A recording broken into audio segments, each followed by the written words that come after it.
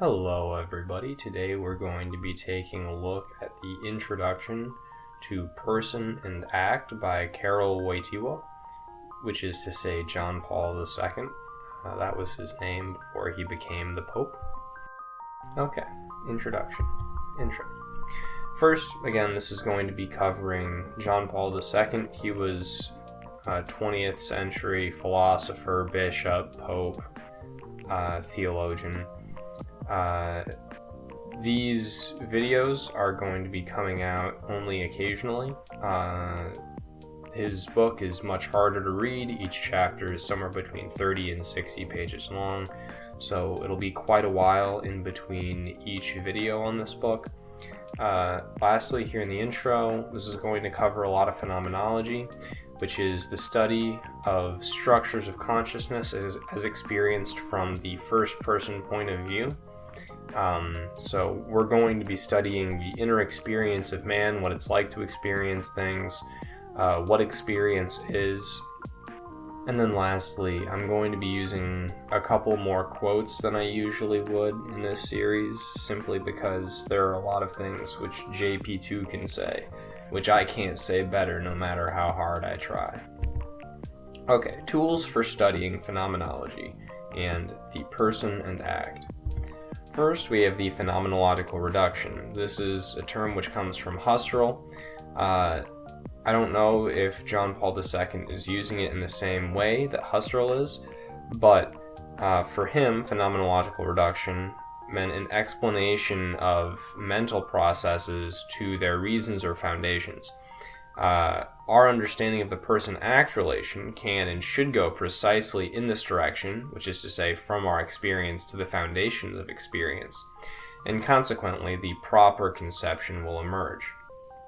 So you learn about reality by taking your experiences and you reduce them to their component parts, their causes, what the scholastic philosophers would call their principles.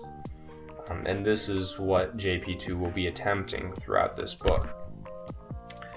Next, experience. We're going to be looking at experience of interior and exterior things, so your own experience of yourself as well as your experience of things outside of you. Experience of the exterior things is also going to implicitly include an experience of self, which is something which is important for Karol.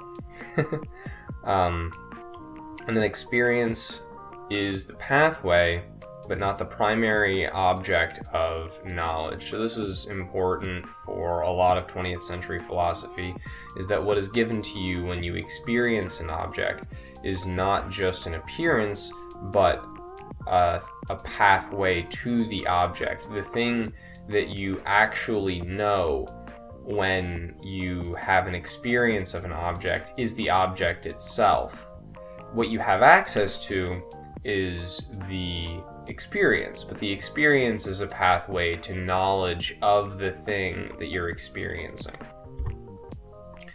Next, experience and knowledge. All knowledge comes either from direct experiences or from the experiences that others have had. This is to say that you don't know anything that isn't the result of your own experience, and if you have knowledge of something that you haven't personally experienced, it's because someone else has experienced it or you've gathered evidence for it, which will be related to the experience of others. Induction is going to be important for us. So this is just taking many instances and drawing out the common theme between them. You take as JP2 would say, an innumerable number of facts, and you sift them for the common element, and this common element will tell you a universal rule. What we're going to be doing is relating induction to man's internal experience of himself. And we want to be careful here that this isn't a ontological unity, but it's a semantic unity. It's one that's in the mind, not exterior to it. Okay, the experience of man. This is the object of our study. It's man's relation to action and experience. Personhood is implicit in all actions taken by humans because humans are people. This is going to be a theme which is going to be revisited regularly. Both personal subjectivity and reported subjectivity of others are the objects of our study here. So in our study of man's relationship to action and experience, we're going to study this from our own internal subjectivity as well as reports of other people's subjectivity. Now, a fair question here is any subjectivity alike? Is it even possible to communicate what it's like to have an internal experience? To which the answer is actually yes. And you can have a pretty easy way of knowing this. That's that everyone is capable of genuinely communicating with each other, which means there has to be some kind of similarity in experience. When I point at an object and say this object is red, and then another person hears that, and then they point at a second object and they say this object is also red, and we're both experiencing both of those objects as red, that means that there is something in common between our two subjective experiences, because it's possible for us to point and designate something and have it mean the same thing across multiple instances. There's something which is the same about our internal life. In studying the internal action, the reality is always studied because it is present in the act of study.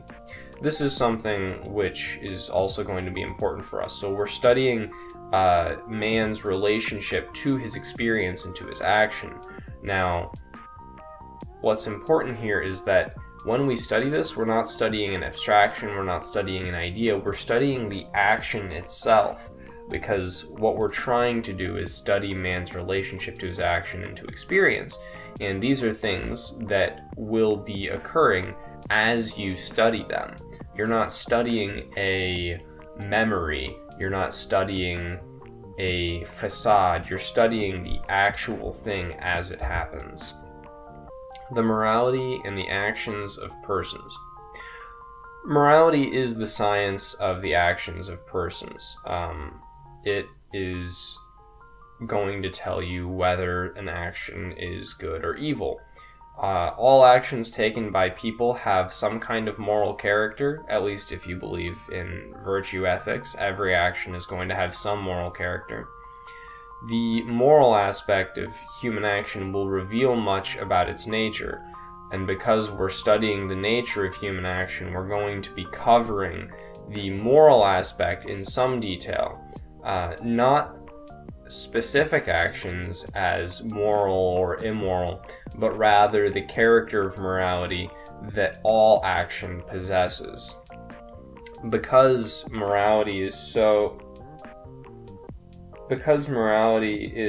so bound up with the nature of the person, it's going to be impossible to study either anthropology or ethics without studying the other one to a certain degree. There's some ethics you can do without direct anthropology, but not much. Now we get to the primary object of study from JP2. This study will concern the act that reveals the person. It will be the study of the person through the act.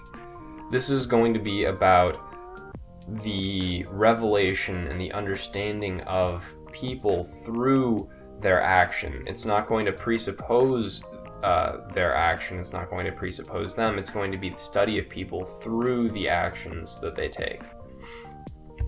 Okay, and then finally, a layout of the book and future videos.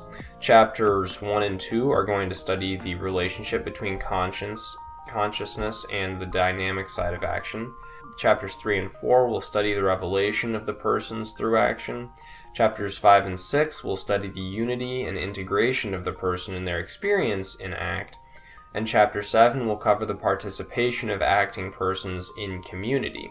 Chapter 7 is of especial interest for anyone studying ethics because JP2's ethics have a lot to do with loving another person as opposed to using them.